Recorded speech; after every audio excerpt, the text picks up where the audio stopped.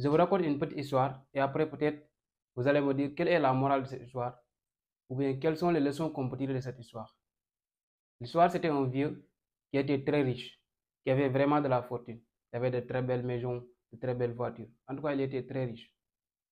Mais le problème était que le vieux, il était aussi très méchant. Donc tout le monde avait peur de lui. Il humiliait les gens, il insultait les gens, il torturait les gens. Un jour, le vieux, il sort de sa chambre pour vérifier sa boîte aux lettres et il trouve beaucoup de lettres. Il prend les lettres et il entre dans sa chambre. Il lit les messages, mais ce qu'il trouve, la majeure partie de ces questions tournaient autour de quels sont tes secrets? Qu'est-ce que tu as fait pour avoir cette fortune? Qu'est-ce que tu as fait pour être riche? Et le vieux, puisqu'il avait beaucoup de questions, il ne pouvait pas répondre toutes les personnes séparément. Ce qui fait que le vieux a décidé d'organiser une assemblée générale pour répondre à toutes ces questions. Il convoqua toutes les personnes qui l'ont écrit dans une assemblée générale. Le jour de l'assemblée générale, le vieux, il vient avec une valise remplie d'argent.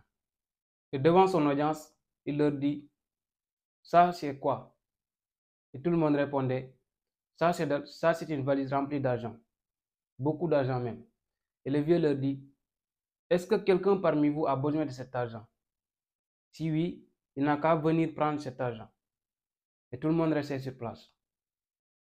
Mais une jeune fille très courageuse s'est levée. Elle marcha doucement. Et arrivée devant le vieux lui tend la valise. La jeune fille prend la valise et reprend sa place. Et le vieux leur dit, la séance est levée.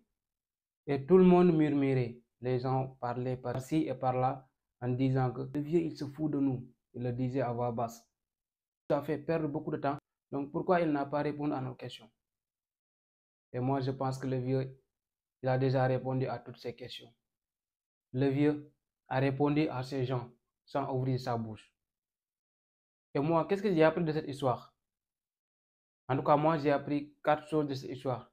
Donc peut-être vous allez me dire qu'est-ce que vous avez appris de cette histoire dans les commentaires. J'ai appris que pour réussir, il faut avoir 4 choses. La première chose, c'est l'audace. Si la jeune fille n'était pas audacieuse, il n'allait pas se lever devant ses pères, devant ses mères pour récupérer cet argent. Parce qu'apparemment, elle était la plus petite dans cette salle. Donc, elle est audacieuse, c'est pourquoi elle a eu le courage de se lever pour prendre cet argent. La deuxième chose, c'est de ne pas être un suiveur.